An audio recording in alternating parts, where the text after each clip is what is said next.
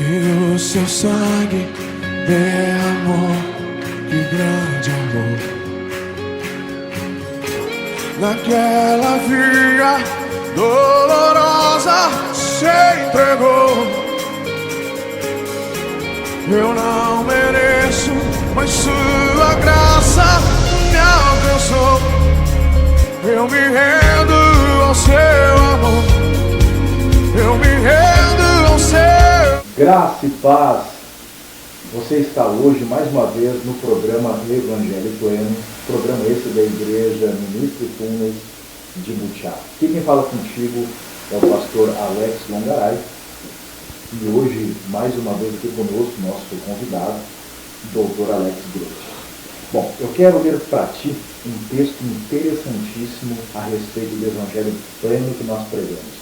Se encontra em Romanos 12:2, que diz assim: transformai-vos pela renovação do vosso entendimento, para que vós entendais a boa, agradável e perfeita vontade de Deus. Vocês sabem que uma das coisas que mais nós falamos é a respeito do entendimento, porque o nosso culto é um culto racional.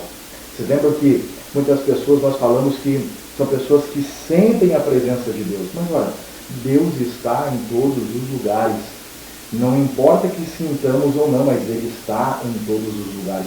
Nós precisamos ter um entendimento de que Ele está em todos os lugares e que Ele pode todas as coisas. Bem, na tarde de hoje, nós temos muitos assuntos interessantes para trazer para o teu entendimento, para que você possa crescer e expandir o seu conhecimento acerca de Deus e também o teu conhecimento acerca das coisas aqui da terra, porque nós somos cidadãos dos céus, mas também somos cidadãos aqui da terra.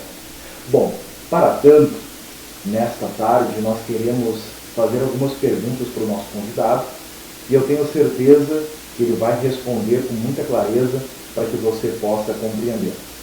Doutor Alex, boa tarde. Boa tarde. É um prazer tê-lo aqui conosco novamente. Prazer é todo meu. E conversando com os nossos telespectadores, eles nos trouxeram algumas perguntas pertinentes a respeito do assunto que o senhor trouxe semana passada. O senhor tinha nos dito semana passada sobre os processos, como que eles acontecem. O senhor nos contou que as pessoas elas têm várias formas de entrar em contato com o senhor, pelo WhatsApp, enfim, não necessariamente mais precisam ir até um escritório para fazer uma consulta. Mas o senhor tinha chamado a atenção para um assunto falando sobre como que se dá os processos. Que as pessoas, os telespectadores, eles têm medo, um receio, um constrangimento muitas vezes, se colocar frente a frente com uma ação judicial. E o senhor tinha nos dito que existe uma possibilidade de fazer bons acordos para evitar aquele desgaste, processos demorados. Isso não é bom para nenhuma das partes. E eu queria que o senhor nos falasse um pouco de como que se dá esse processo, como que funciona a questão dos acordos que o senhor promove. O senhor pode explicar para nós? Muito bem, uma satisfação estar aqui no programa Evangelho Pleno da Igreja Ministro Funes, a convite do meu pastor e amigo Alex Longaray, a respeito da conciliação. Se fala conciliação, que é acordos, mais conhecidos como acordo, e aqui no interior nós dizemos acordo amigável, né? É um costume nosso aqui de... Então, esse é um perfil já que caminha o judiciário muito antes da pandemia. Como que eu comecei o meu trabalho? Eu comecei o meu trabalho lá em 2012 como preposto de uma empresa. Então, os empresários, como já eram pessoas das minhas relações, pessoas conhecidas, me chamaram dizendo que tinha uma oportunidade na empresa deles como preposto. O que é o preposto? O preposto é quando alguém ajuiza uma ação contra uma empresa e aí o que acontece? O preposto ele vai lá em nome do empregador. Ele está lá simbolizando a empresa. Muitas vezes o gerente não pode ir, o dono da empresa, o diretor não pode ir, então ele se faz presente por meio de um preposto, alguém de alta confiança dele, que lá no processo ele passa a simbolizar a empresa, ele está lá em nome da empresa, com uma carta de preposição, diga-se carta de preposto, onde o empregador a empresa outorga àquela pessoa a ir lá representar ela. E tudo aquilo que é feito, negociado, é como se a empresa fosse. Então, o preposto, a figura do preposto, ele é mais importante até que o próprio advogado. Porque o advogado, além de estar ali também defendendo, representando a empresa, o preposto ele é a personificação do empresário. Então, de 2012, muitos anos, eu já fiz, se eu for contabilizar, já ultrapassou de 350 processos de acordos. Já ultrapassou. Até o ano de 2022, eu falava com muita alegria que foi 100% de êxito, com exceção de um processo trabalhista que eu não consegui fazer acordo, mas até 2022 era 100% de êxito, todos os processos que o nosso escritório atuava, 100% de acordos, em todos feitos acordo para as duas partes, com exceção de um trabalhista que não foi feito acordo, mas foi vantajoso para nós, que nós acabamos ganhando mais em seguida, né? Mas já viajei para o Paraná, perdi as contas de quantas vezes fui ao Paraná fazer acordo, mais de 100 vezes. Perdi as contas de quantas vezes fui a Santa Catarina fazer acordo para as empresas.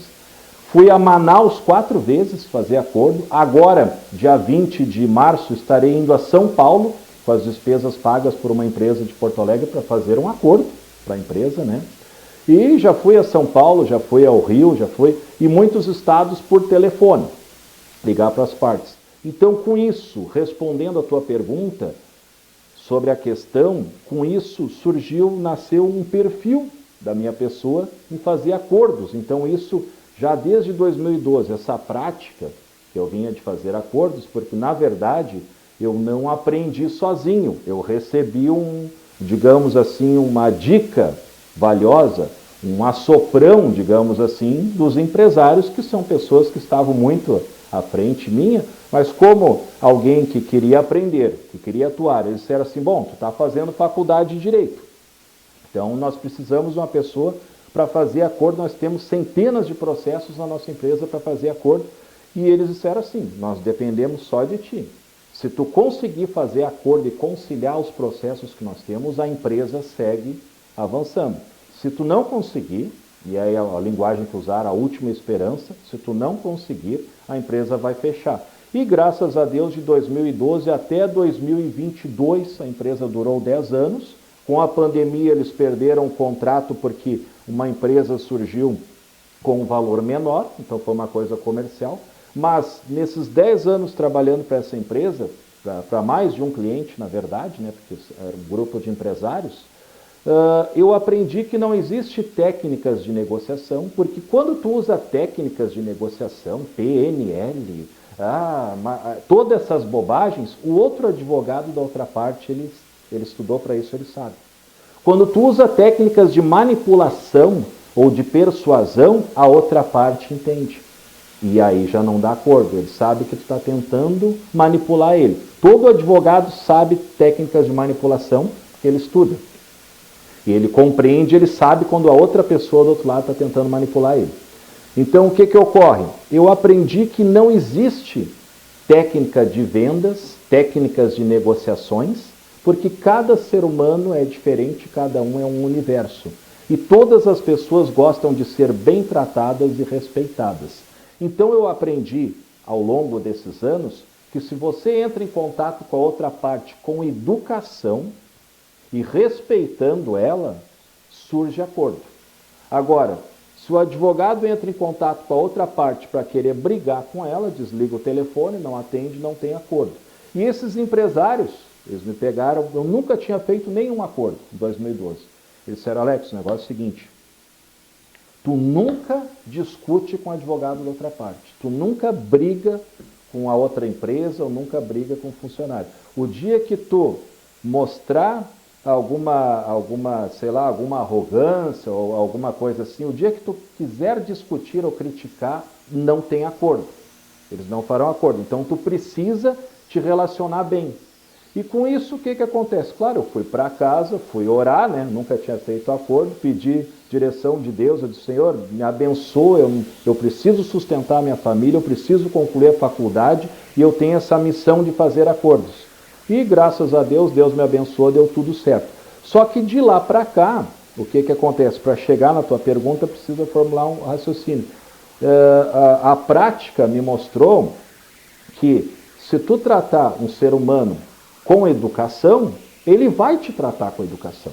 E nós cristãos, nós temos um mandamento, por assim dizer, o nosso manual de fé, diz que você tem que tratar o outro como você gostaria de ser tratado. Então, quando há um processo judicial que um cliente meu pretende fazer um acordo, eu entro em contato com a parte adversa com educação, com respeito, e é isso que todo advogado deve fazer,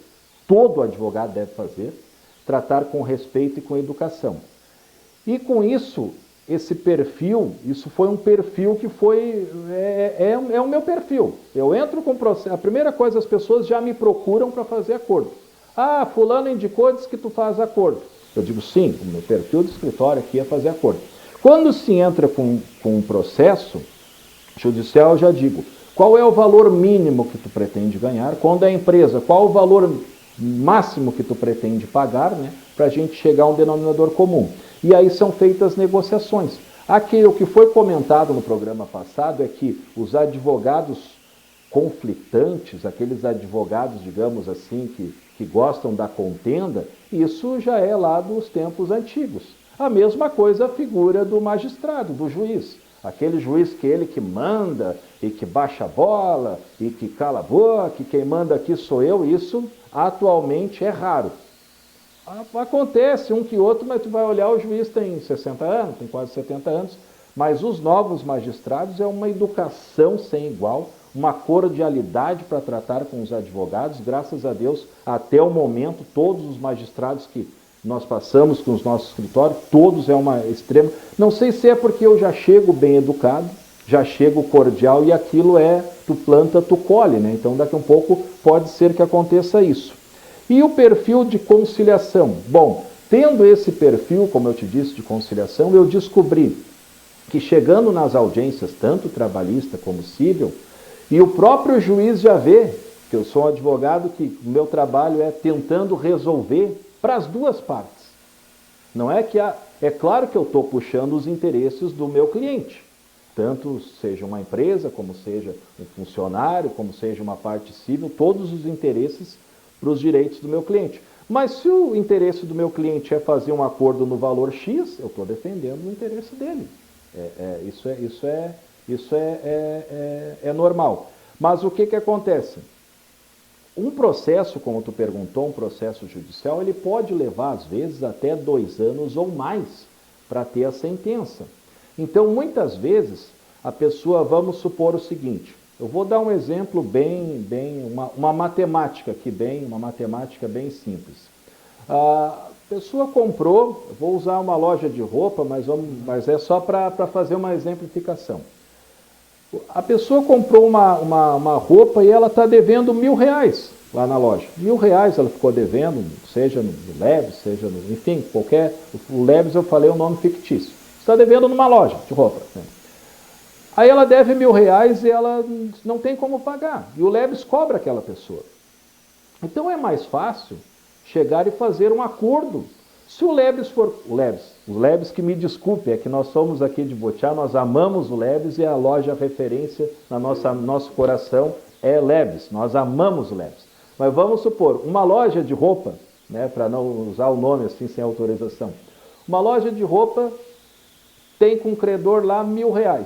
Se eles ajuizarem uma ação, vai levar para receber muito mais de 1 ano.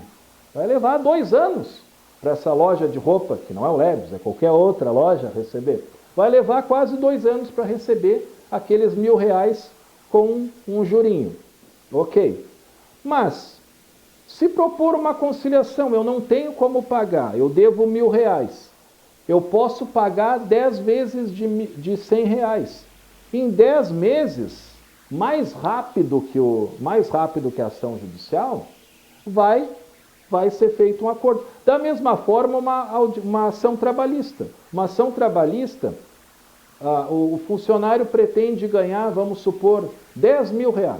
Um valor fictício. Tem processos mais altos que esse valor, mas valor fictício. Ele pretende ganhar R$10.000. Mas, se ele esperar a via judiciária, pode levar até 2 anos para ele receber esses, ou mais, se a empresa recorrer.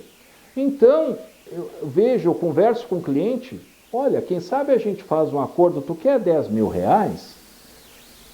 Entramos com ação, quem sabe nós fizemos um acordo para te receber 5 vezes de 2 mil, ou quem sabe 10 vezes de 1.000, porque aí o funcionário ele acaba, em vez de esperar mais de 1 ano sem nenhum real a receber, ele em 10 meses ele recebe os 10 mil integral, claro que o valor aqui é fictício que eu falei, e para a empresa também é bom, porque ela não tem que pagar assim à vista aqueles 10 mil, conforme vai entrando o faturamento, ela vai diluindo aquilo em parcelas. Então um acordo ele é bom tanto para o credor como para o devedor. Tanto para a empresa é boa pagar de forma amigável, como a gente diz, de forma parcelada, o funcionário recebe mais rápido, a empresa não tem aquela despesa numa única vez e todos acabam ficando contentes. Então a linha da conciliação ela já é uma realidade. Muitos dizem que é o futuro da advocacia. Já vivencio isso há mais de 10 anos, e é o melhor caminho sempre, é nunca tentar pela via conflituosa, pela via litigiosa, mas pelo um consenso, por um acordo, porque aí fica fácil tanto para quem paga e quem recebe, recebe rápido. Então, ao meu ver, o acordo sempre será a melhor solução. Pois bem, vocês viram como é interessante e extremamente importante aprender sobre esses assuntos? Bom, não saia daí. Esse bloco já está no fim, daqui a pouco tem mais sobre esse mesmo assunto. Até lá! E o seu sangue derramou, que grande amor. Naquela via dolorosa se entregou. Eu não mereço. Olá, você está no segundo bloco do programa Evangelho Pleno. Programa da Igreja Ministro Funes, uma igreja de fé apostólica na cidade de Butiá. E quem fala é o pastor Alex, e o nosso convidado especial, o Dr. Alex Grotti, estava explicando no bloco passado a respeito de como que se dão os acordos judiciais. E ele estava explicando para nós, no bloco anterior, que isso tem uma vantagem. Você já imaginou você tem uma ação na justiça e isso pode se arrastar por 1 ano, 2 anos, sabe-se lá quanto tempo? Um acordo faz com que ambas as partes saem ganhando e você consegue antecipar e evitar esse desgaste emocional, essa espera. E o Dr. Alex Grotti está aqui e explicou com muita maestria no primeiro bloco, mas ainda ficaram algumas questões importantes para que ele possa estar nos explicando. Dr. Alex, o senhor pode continuar nos explicando um pouco mais sobre como que se dão os processos de acordo judiciais? Os processos de acordos judiciais, elas se dão, depende se é da área civil ou trabalhista. Mas, por exemplo, falando da área trabalhista, quando se ingressa com uma ação que ela é acima de 40 salários mínimos, ela é considerada do rito ordinário, ou seja, há duas audiências.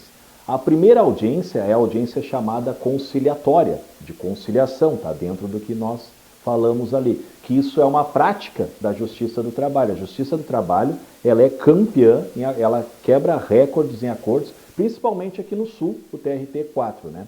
Então, a primeira audiência ela é conciliatória, onde o juiz vai tentar ali, junto com as partes, na verdade, há uma lei que o juiz tem a obrigação de fomentar ali o acordo ali e de tentar fechar esse acordo. Mas o que acontece? A primeira audiência ela é conciliatória e a segunda ela é a chamada de instrução, a instrutória, que é para instruir o juiz, para ficar mais fácil para que todos saibam do que aconteceu. Mas a primeira, ela é basicamente para falar sobre valores, sobre números, quanto que o funcionário pretende receber e quanto que a empresa pretende pagar. O que nós falamos basicamente ali é a vantagem de um acordo porque ela é mais célere, ela é mais rápida, porque ao passo que você vai esperar um processo judicial correr as suas vias normais, nós sabemos que o judiciário aqui no Rio Grande do Sul e praticamente em todo o Brasil ele é muito abarrotado de processos, milhões de processos correndo. Quando tu ingressa com processo, não é só o seu que está lá, é o processo de milhões de pessoas, e os juízes, eles não dão conta de atender isso. Então, às vezes, eles vão julgar, um processo vai levar meses, a outra parte recorre, vai levar outro despende mais tempo, e entrando em recurso, às vezes, vai para 2 anos, 3 anos, e a pessoa fica, o funcionário, digamos que ela está desempregada, digamos que esteja precisando de dinheiro. O que acontece? A melhor via, o melhor caminho é o acordo. Então, na Justiça do Trabalho, assim como na área civil, o acordo ele não tem prazo. Tu pode fazer tanto ao ingressar com a ação, depois da audiência conciliatória, depois da instrução, depois da sentença, depois que está em execução. A qualquer momento, as partes podem ingressar para fazer um acordo. E o juiz ele não se opõe, porque o juiz, na verdade, ele está ali e o governo tem esse interesse, tanto o governo federal, falando da Justiça Trabalhista, ela é governo federal. A Justiça Civil, ela é estadual, né? Então, o governo sempre teve a intenção de reduzir os processos. E isso pela via conciliatória, que é um caminho bom, tanto para quem recebe, como para quem paga. Porque, digamos, você esperar mais de 1 ano para receber algo que você pode diluir aí em algumas parcelas e todo mês ir entrando aquele valor, que é para, geralmente, o trabalhador, o acordo ele faz que é para receber seus alimentos, né? Seu dinheiro de alimentos, digamos assim, seu sustento. Então, melhor receber rápido, de forma parcelada, do que aguardar 1 ano ou mais e vai receber praticamente o mesmo valor, às vezes à vista, a outra parte pode querer parcelar. Então, aprendi ao longo desses anos que o acordo é a melhor via para ambas as partes. E falando em partes, os advogados não são partes. Por que os advogados não brigam? É ultrapassado aquela ideologia que os advogados não são adversários. Os advogados são pessoas que estudaram e cada uma está fazendo um trabalho num polo passivo, cada um está trabalhando para os interesses do seu cliente. Mas a própria legislação já diz, o próprio Código de Ética da OAB e todas as instruções normativas, enfim, a lei diz que o advogado não é parte. Então não tem por que os advogados brigarem. Quem tem que discutir ali o tema, os advogados estão ali para fazer a vontade do cliente e defender a vontade do cliente.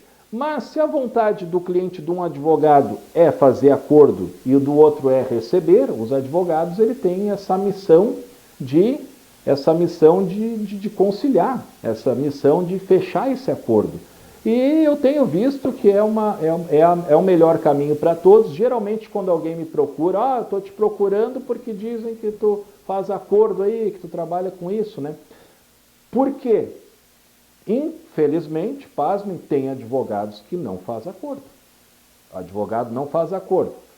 Não posso criticar o trabalho do advogado, mas posso opinar. Na minha opinião, se um cliente chega para mim e diz assim, Alex, eu quero fazer um acordo parcelado, e eu vou dizer, não, vamos esperar para receber isso à vista daqui 2 anos, eu estaria pensando só em mim. Eu não estaria pensando na condição do meu cliente. O meu cliente, se ele me procura e diz, eu quero fazer um acordo, como eu, como um defensor dos interesses do meu cliente, vou dizer, não, espera para a gente receber isso à vista, não vale a pena. Aí o advogado está pensando que não vale a pena os honorários dele, né? Os honorários dele de forma parcelada, né? Ele está pensando praticamente nos honorários dele.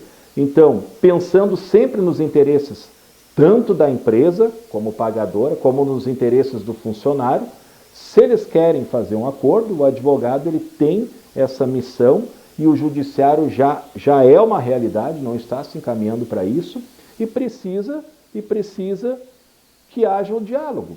Só existe uma forma de fechar um acordo, é um advogado que ele seja conciliador, que ele seja educado, que ele seja cordial e que ele entre em contato de advogado para advogado, seja do polo passivo ou do polo ativo, e ele diga, doutor, meu cliente quer pagar tanto, meu cliente quer receber tanto, como nós podemos resolver? Quanto vocês pretendem pagar? Quanto pretendem receber? E isso tem dado muito certo. sem tática de PNL, sem táticas de persuasão, sem nenhum tipo de manipulação, é algo que deu certo como? Sendo educado e sendo cordial, que foi uma dica que eu recebi lá dos empresários e eu absorvi isso, né, vivencio isso e tem dado muito certo. Tem dado muito certo. Até hoje, graças a Deus, todos os processos que nós viemos trabalhando, todos os processos nós fechamos um acordo sem brigar, sem discussão, e o cliente sempre sai satisfeito e indica mais um. Né? Eu acredito, doutor, que essa forma de trabalhar, ela traz muitos benefícios para quem entra com a ação. Uma das coisas que nós somos cidadãos, todos nós, você que está me escutando, me assistindo, nós todos somos cidadãos. E uma das coisas que mais nós percebemos é que quem entra com o processo, ele já entra emocionalmente abalado. Porque tem aquela cultura que nós falávamos no programa anterior, as pessoas elas têm receio, medo, constrangimento, uma cultura local, popular, que faz com que a pessoa tenha uma crença limitante. Eu não devo procurar os meus direitos. Como não? Todos nós temos direitos e deveres. E é muito importante que nós venhamos desmistificar essa falácia de que nós não devemos acessar os nossos direitos. E é importante encontrar um advogado que traga essa expertise, essa inteligência emocional para acalmar tanto o cliente e em uma eventual conversa conciliatória com outra parte também mostrar essa calma, essa tranquilidade, porque o que eu acredito, as pessoas querem ir para um ringue, como o senhor bem falou, elas querem disputar quem tem mais direito ou mais dever. E quando o senhor passa essa tranquilidade, essa inteligência emocional, o senhor consegue fazer com que tudo seja mais pacífico, mais rápido. O senhor acredita, doutor, que a inteligência emocional, na hora de tratar um assunto dessa forma, ela auxilia e acalma também o seu cliente? Perfeitamente. Se eu entendi, digamos o seguinte, se a outra parte for conflitar, isso vai refletir diretamente se vai ter acordo ou não vai ter acordo. Se tu contender com a parte, não tem acordo. É o que eu disse no início, que os empresários disseram, nunca discute com um advogado e com outra parte. E graças a Deus eu consegui nunca discutir. Se você discute, e muitas vezes o que acontece? O funcionário, quando ele sai de uma empresa, ele sai um pouco, às vezes, triste, um pouco abalado. Me fizeram tal coisa, eu tinha desvio de função, trabalhava... E o empregador, ele acha que... Aí existe uma questão psicológica nas duas partes que tem que entender. O funcionário acha que ele foi injustiçado, porque ele fazia horas extras, não recebeu, nunca valorizaram ele. O empresário, por outro lado, ele acha o quê? Que pagou o salário que já não fez mais que a obrigação. É a mentalidade de alguns empresários e não todos. E os advogados, eles têm que, digamos assim, têm que esvaziar esses preconceitos e conversar de uma forma lógica com ambas as partes. Por exemplo, se sou advogado da parte dos funcionários, tem que entrar em contato com o advogado da parte e dizer, olha, vocês vão perder ali em hora extra, a gente tem direito a isso, houve o acúmulo de função, vocês não pagaram corretamente as férias, então isso vão perder. Mas uma conversa educada. Então, quanto a gente pode chegar a um denominador comum que fique bom para a empresa pagar e bom para o funcionário receber? Por outro lado, o advogado conversa com o funcionário, né, e informa, olha, a empresa pretende pagar X, esse valor está bom para ti, até quanto tu quer chegar. Então o advogado fica fazendo aquela intermediação, é o trabalho dele, muito por telefone às vezes, né, dependendo da distância, mas às vezes chamada de vídeo, se possível, né. E por outro lado, quando é o advogado da empresa, o advogado da empresa tem que informar o empregador, olha, o funcionário ele pretende ganhar tanto, o advogado já entrou em contato comigo, eles fazem um parcelamento. Fica menos oneroso vocês fazerem um acordo e pagarem de forma parcelada, porque se nós formos para uma sentença, isso vai dar o valor à vista e o funcionário não é obrigado a parcelar depois na sentença. Se entrar com recurso, hoje, em 2024, Hoje, para entrar com recurso, a empresa paga à vista 12.666, com alguns centavos, mais 2% do valor da ação, que vai dar mais de R$1.000, porque é acima de 40 salários mínimos. Então ele já arranca gastando quase 14 mil para entrar com recurso. Se a empresa, e aí é uma falta de inteligência da empresa, e uma falta de sensibilidade do advogado da empresa explicar para o empregador o seguinte: olha, a empresa diz, vamos entrar com recurso para elevando, vai levar 10 anos. Ah, sim, vai levar 10 anos, só que tu vai ter que pagar quase 14 mil para entrar com recurso. Só para fazer queda de braço, medir força com o funcionário, para querer dar nos dedos, a empresa vai pagar 14 mil para dizer que tem poder. Se o funcionário quer fazer um acordo por 10 mil, em 10 vezes, então o advogado ele tem que mostrar para o empregador que é uma vantagem para ele fazer um acordo, porque aquilo não vai abalando o faturamento, pagando de forma parcelada. Agora, tendo um processo judicial, quando há uma perícia mesmo, a empresa vai ter que pagar 3, 4 mil de perícia, e tudo isso podia vir no acordo, entendeu? Podia ser evitado. Mais 12.666, com mais 2% do valor da ação, aí já passou de 14 mil para entrar com recurso. Depois, quando sai lá o acórdão com resultado, a empresa ainda tem que pagar o perito calculista que fez o cálculo do juiz, que aí já são mais 2 salários mínimos. Então, a empresa, para dizer que vai levar anos para pagar, ela já desembolsou 14 mil, depois ela vai ter que pagar a perícia, depois vai pagar cálculo, então já dá 20 mil reais. Então, é vantajoso para a empresa pagar um acordo de forma parcelada, e para o funcionário que estava esperando, aguardando, é vantajoso do que esperar 2 anos para receber à vista, ele vir recebendo aos poucos. Então, ao meu ver, o acordo sempre vai ser uma melhor solução para ambas as partes. Bom, vocês viram como é importante ter conhecimento. O conhecimento ele nos liberta, o conhecimento ele nos ajuda a resolver os nossos problemas. O Dr. Alex vai continuar aqui, no próximo bloco ele vai estar explicando um pouco mais sobre um assunto interessante, não saia daí. Olha, eu vou dar só um trailer para você entender. Eu te pergunto uma coisa, você já imaginou quando você está em nome de Jesus? Você sabe o que isso significa? Nós vamos mostrar isso pelo prisma do direito para que você entenda o que é estar em nome de Jesus. Não saia daí, até o próximo bloco. E o seu sangue derramou, que grande amor. Naquela via dolorosa se entregou. Eu não mereço. Olá, você está mais uma vez no programa Evangelho Pleno. Programa esse da Igreja Ministro Funes de Butiá. Aqui quem fala contigo é o pastor Alex Longaray.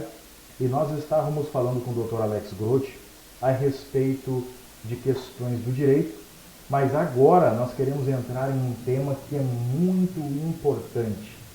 Nós falamos no bloco passado que nós precisamos renovar o nosso entendimento. E o que nós mais percebemos é que as pessoas elas aprendem algumas coisas acerca de Jesus, acerca do reino de Deus e param de buscar conhecimento. Mas é extremamente importante que nós continuemos crescendo, desenvolvendo a nossa mente para que nós possamos aprender cada dia mais e mais a respeito de Jesus, do Evangelho e da nossa salvação. Dr. Alex nos sugeriu que nós citássemos um texto da Palavra de Deus que se encontra em Marcos 16, 15 em diante, que diz assim: Ide por todo mundo, pregai o Evangelho a toda criatura. Quem crer e for batizado será salvo, quem não crer já está condenado. Estes sinais seguirão aos que crerem. Em meu nome expulsarão demônios, falarão novas línguas, e se beberem alguma coisa mortífera, não lhes fará dano algum. E o que chama a atenção no texto é em meu nome. E o Dr. Alex Grotti vai estar nos ensinando pelo prisma de uma procuração, de uma linguagem mais jurídica, para que nós possamos entender com mais clareza esse texto. Doutor Alex, o senhor pode nos explicar o que significa em nome de Jesus? Pois muito bem, que Deus ajude, porque esse é um assunto que as pessoas têm interpretado de forma diferente, e aí o pastor Alex sempre me coloca na pressão aqui com perguntas assim que não dá para deixar de responder, mas é fundamental que venhamos aprender. Primeiramente, igrejas pentecostais no Brasil. É algo de 100 anos, cento e poucos anos para cá. A Bíblia diz que uma geração é em torno de 80 anos, né? Então, eram nossos avós, quando criança, eram nossos bisavós. Então, 100 anos para cá não é muito tempo, né? E falamos no programa anterior que amamos, principalmente, a Igreja Assembleia de Deus. Grandes homens de Deus tivemos aqui em Butiá, mas em sua maioria eram pessoas que trabalhavam na mina de carvão e mal sabiam escrever o nome. Então, uma interpretação bíblica, uma interpretação textual, era algo que eles não tinham muita facilidade, porque não tinha quem ensinasse de forma sistemática, né? Isso não diminuía de forma alguma a unção que eles tinham, a evangelização, o amor pelas almas e a oração, de forma alguma. Mas interpretações bíblicas ficou muito aquém, ficou muito a desejar. A pergunta sobre em nome de Jesus, para responder, precisa que o caro telespectador forme um raciocínio, porque sim ou não não é resposta. Precisa entender por quê. Foi o que nós falamos no bloco anterior. A tua pergunta é, um acordo é bom? Eu responder que o acordo é bom, que é bom para as duas partes, isso não é resposta. Por que que é bom? É bom por quê e por que que é bom para os dois? Então precisa saber. A questão, nós vivemos no evangelho hoje democrático. Sabe o que é o evangelho democrático? As pessoas dizem, eu não concordo. Daí tu diz, mas por que tu não concorda? Porque eu não concordo que seja assim. Tá, mas por que que tu não concorda? Me explica por que que tu não concorda e por que que tu refuta a outra tese. Por que que tu tem uma tese melhor? Não, é porque eu não concordo. E aí ninguém responde. Perfeito. Então precisa que seja respondido. A tua pergunta foi o que que significa em nome de Jesus. Então precisa, não é um eu concordo ou eu não concordo. A gente tem que firmar um raciocínio sobre isso. Por exemplo, muitas pessoas usam o nome de Jesus como se fosse um mantra, como se fosse uma palavra mágica. A ti eu te digo, saia em nome de Jesus. Aí o nome de Jesus lá, para essa pessoa está sendo como um mantra.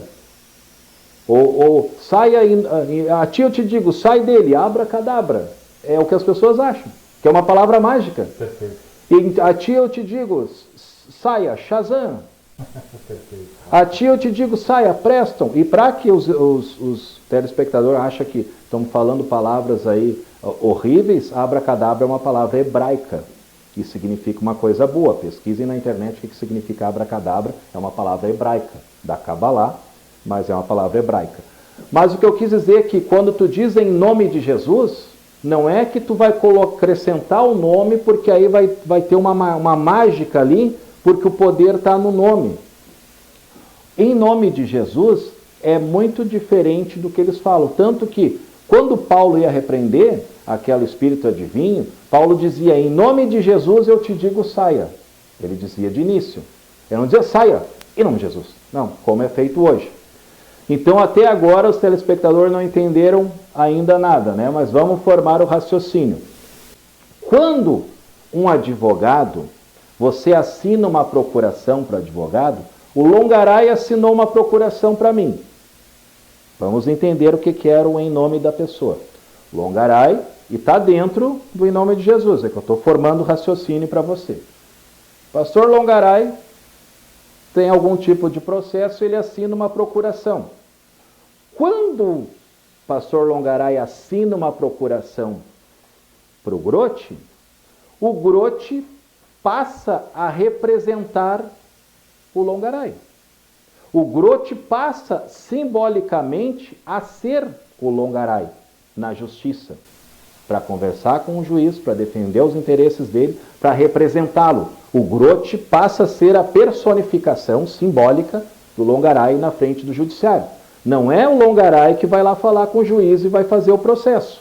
É o grote estando em nome do longaray.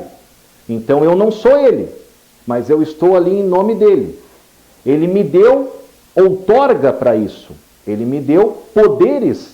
Tanto que lá na procuração, a procuração diz que ele dá poderes para mim atuar no nome dele e representar. Então ele deu poderes para que o grote simbolize o longaray.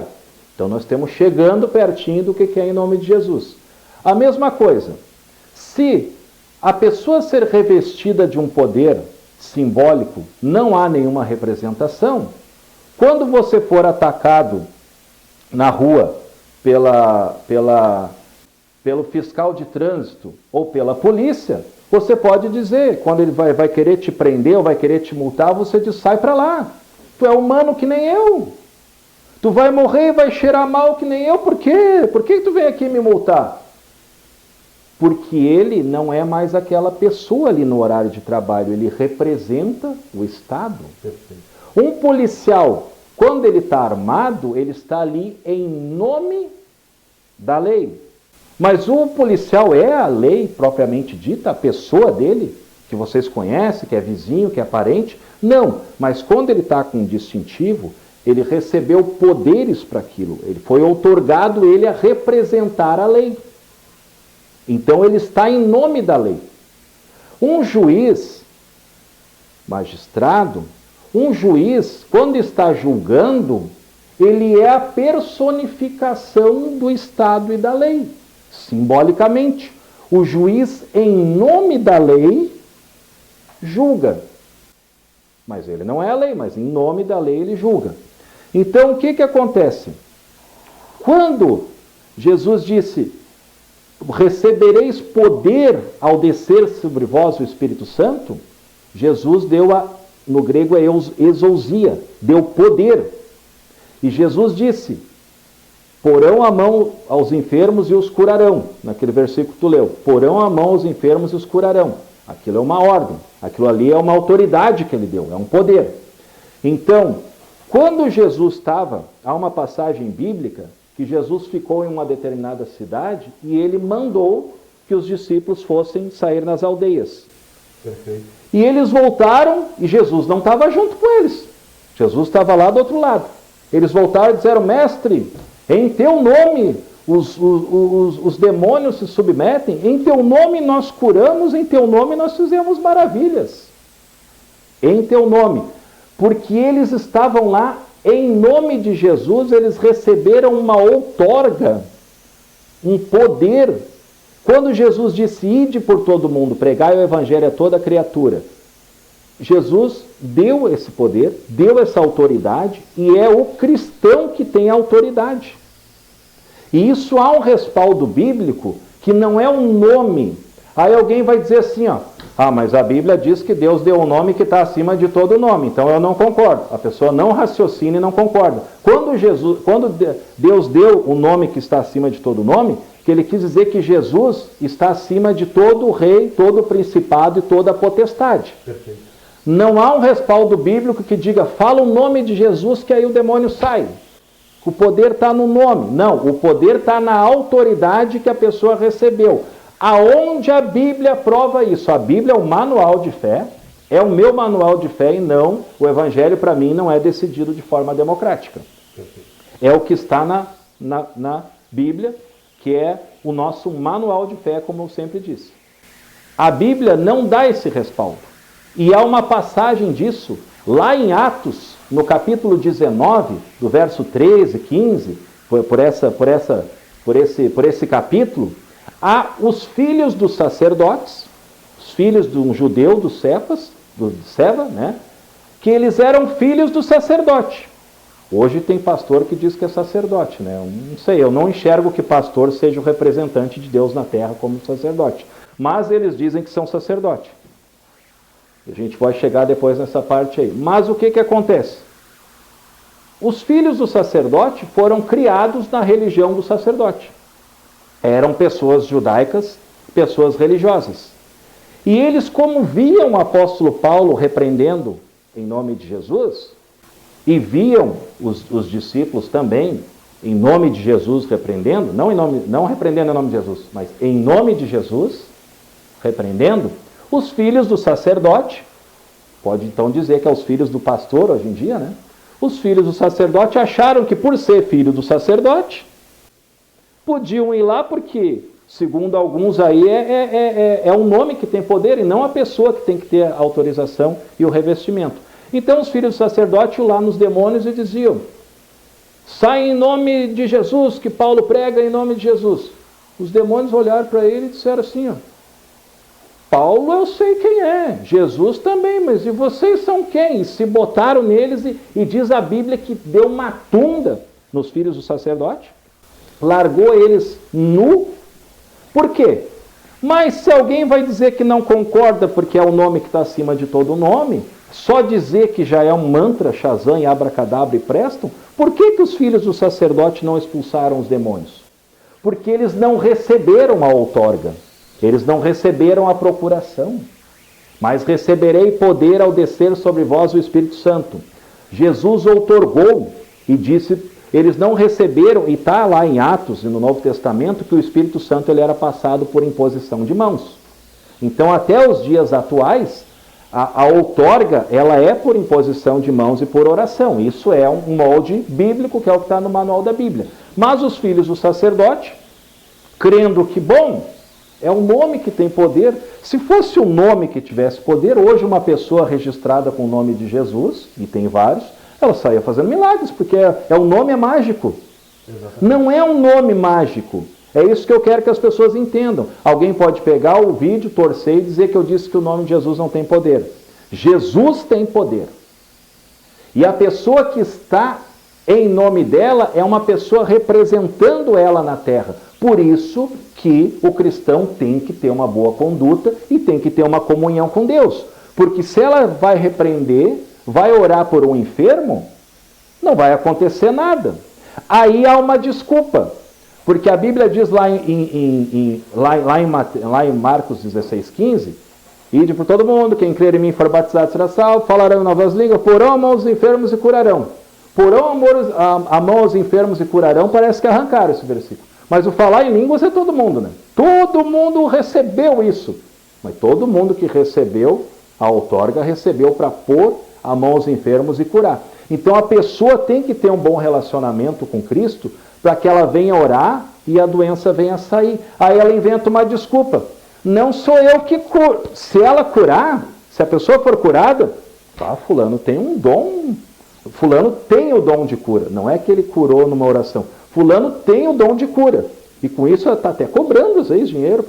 Fulano tem o dom de cura. Mas se ele orar e não for curado, não sou eu que cura. É Deus que cura. E não há respaldo bíblico para te orar e a pessoa não ser curada e dizer que não sou eu que curo, quem cura é Jesus. Se você for olhar lá nos discípulos que Jesus mandou fazer, evangelizar, eles disseram, em teu nome nós curamos, nós expulsamos demônios, fizemos maravilhas.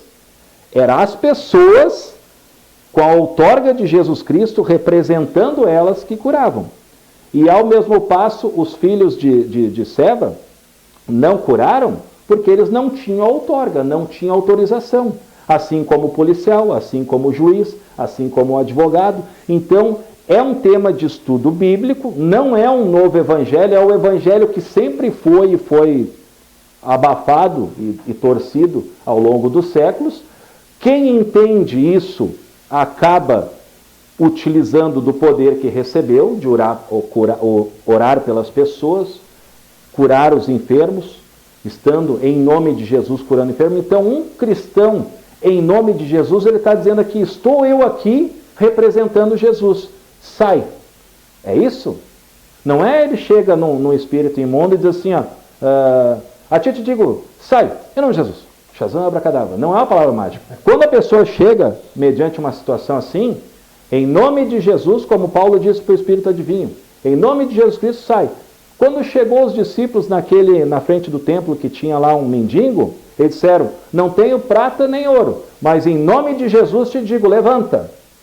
O que eles disseram? Mas eu estou aqui em nome de Jesus, eu represento Jesus e eu te digo, levanta. É de raciocinar. Vocês viram, doutor, é incrível como que pode o conhecimento ele abrir o nosso entendimento acerca de um assunto. Sim. Porque esse assunto é extremamente falado nos bastidores, as pessoas que são cristãs elas falam e elas não têm a ideia plena a respeito do assunto e acabam distorcendo e incrível, né? Quando a gente coloca na frase em nome de Jesus sai, o entendimento sobre o texto fica muito mais amplo, como o senhor explicou. Uma coisa que é interessante, nós estamos nos encaminhando para o final desse bloco. Em seguida nós vamos continuar conversando a respeito desse assunto. Mas para ti, telespectador, você percebeu quão importante é ter conhecimento a respeito das coisas de Deus? É isso que esse programa faz. Nós queremos trazer assuntos complexos e explicá-los de uma forma clara para que você possa aprender, aplicar e ser feliz em nome de Jesus. Um detalhe. Não saia daí, em breve nós vamos estar aqui continuando falando a respeito desse assunto. Que Deus te abençoe em nome de Jesus. Seu sangue derramou, que grande amor. Naquela via dolorosa se entregou. Eu não mereço. Olá, você está mais uma vez no programa Evangelho Pleno. Programa esse da Igreja Ministro e Funes de Butiá, uma igreja de fé apostólica. Aqui comigo está o Dr. Alex Grotti, ele é advogado, e nós estávamos conversando no bloco anterior a respeito do nome de Jesus. E ele estava explicando com muita propriedade sobre a falta de entendimento que as pessoas têm a respeito do tema. Eu quero te provocar a ficar conosco até o final do programa para que você possa estar aprendendo a respeito do assunto. Sem mais delongas, Dr. Alex, por favor, continue nos explicando, que está maravilhoso aprender contigo. Nós conversamos aqui no intervalo, o que faltou ali comentar ali, porque passa rápido, né, os minutos ali, para formar um raciocínio precisa uma explicação melhor ao ouvinte, porque pode ser algo novo que ele escutou, não é o que está acostumado a escutar, né? Então, nós dizíamos o seguinte, que é um mandamento, o mesmo mandamento que é ide por todo mundo e pregai, que é ensinado aí nos cultos de missões, que é um mandamento, o capítulo, os versículos seguem e diz, e porão a mão aos enfermos e curarão. Então é um mandamento. Mas alguém pode dizer o seguinte, tá, Alex, se o cristão recebeu essa outorga de pôr a mão nos enfermos e o curarão, por que há muitas pessoas no hospital e os crentes não vão lá curar todo mundo? Há um exemplo bíblico que não dá respaldo para isso. Por exemplo, Jesus, como alguém pode ter dito que é o nome acima de todo nome, que isso não significa que o nome é um mantra mágico, significa que ele está acima de todos os reis e de todo o mortal e de todos os anjos, em cima do céu, da terra e do inferno. É isso que significa o nome acima de todo nome. Porque se não fosse assim, a pessoa com o nome registrado ali em cartório com o nome de Jesus, ela não precisava nem estudar, ela só fazia milagres, né? Então o que ocorre? Então a gente precisa, a fé racional, como tu disseste, né? Então, por que os crentes não vão lá no hospital e não oram e não cura todos? Muitos cristãos são chamados ao hospital e eles oram e os enfermos são curados. Não há um respaldo bíblico para fazer isso, porque a Bíblia diz, não tentarás o Senhor teu Deus. Isso é bem claro na Bíblia. Porque o próprio Jesus, que é o nome que está acima de todo nome, o próprio Jesus Cristo, que ele é o nosso missionário por excelência, não fez isso. Por que algum cristão vai se meter a besta de ir lá querer curar todo mundo, sem ter ordem de Deus, sem ter um chamado pelo Espírito Santo para fazer isso? Porque o exemplo que nós temos, o tanque de Siloé. Havia uma pessoa lá no tanque de Siloé, eu posso estar confundido com o tanque de Betesda?